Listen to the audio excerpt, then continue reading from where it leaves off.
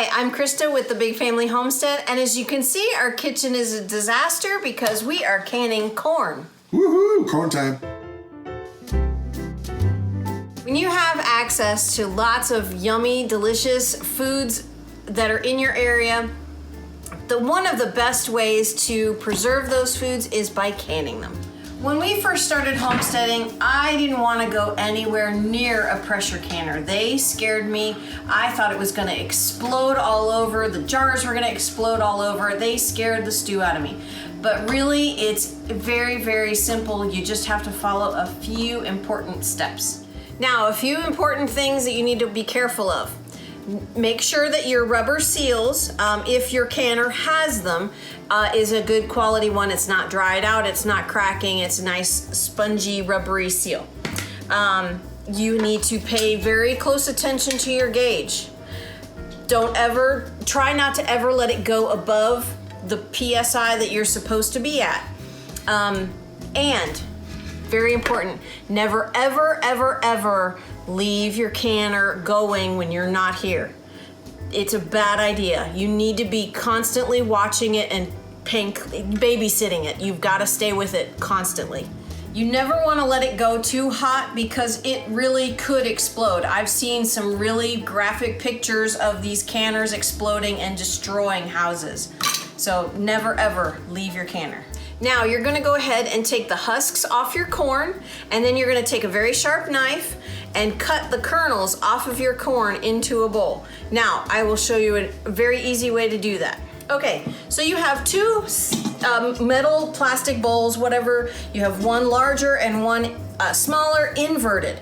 You put your corn cob on top, you take your knife and just carefully cut down, and the corn falls down into the bowl, but you have something solid to hold your corn onto. Next, you're going to go ahead and load your jars up no higher than this lip right here. You want about an inch headspace.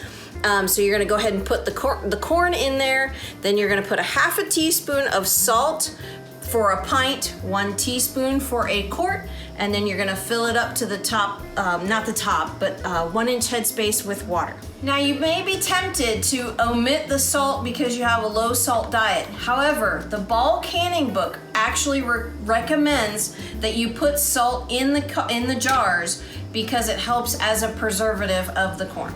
Now, once you have your jars loaded with corn, salt, and water, you're gonna take a little bit of vinegar and pour it on a nice clean rag. And then you're going to clean off the edge so that there's no food particles, no salt or anything like that. You're gonna just clean that off right there. Put your lid on there, put your ring on there, and just finger tight. Don't crank it down, don't over tighten it, because when this is pressure canning, having this a tiny bit loose helps to release that pressure before it finally seals. Now, don't get rid of these corn cobs. Don't give them to your chickens yet. You better save these because you're gonna make corn cob jelly with these. Now, before you load your jars and your water in here, I learned a tip from old Alabama gardener, and he puts a layer of rings down in the bottom. And I just grabbed some random sizes.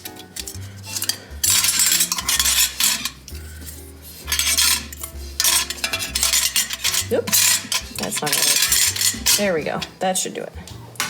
And then you're gonna put your metal, whatever that thing's called, I don't know. Put that down on top, and we're gonna put the water where it's just at the top of this metal tray, because it's the steam is what pressure cans the corn, not the water. And yes, I do know that steam is water, but you know what I mean. All right, and so now I'm gonna go ahead and load these jars into the canner. And this canner fits 7. All right, we're gonna go ahead and put our canning lid on here. There is a V. Oh, I gotta turn the canner around.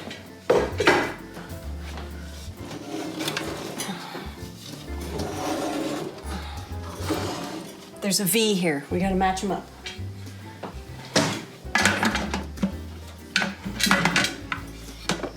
Tighten that down. All right, right, so we got our burner turned on, and then we're gonna go ahead and let this come to a boil. And when we see steam coming out of here, we gotta let it steam for 10 minutes. Then we put our weight on there, just like this. And then when this comes up to 10 PSI, then we have to watch our temperature on our burner. We have to turn the temperature down and make sure that that stays at 10 PSI. Now, different areas of altitude are different PSI. For us, it's 10 PSI. So, 55 minutes is how long it will take once this reaches 10 PSI.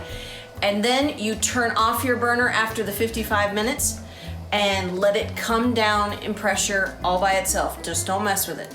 Now, once everything is cooled off and you've got them sitting out on the counter, your lids are gonna make a popping sound. You can't hear it here, but it'll make a pop, like popcorn. It's really, really cool. And once that's done, once you hear that pop, it is sealed and it will last, well, I won't tell you how long it will last because the label says it will last 18 months, but as homesteaders, make it last a lot longer than that. Once again, don't throw your corn cob away. You have to save these because you can make corn cob jelly. We have been told that it tastes like honey, and you can put it on biscuits and bread, whatever else. So we're gonna make some here coming up soon. So we are saving our corn cobs. I'm Christa with the Big Family Homestead, and you have an amazing day.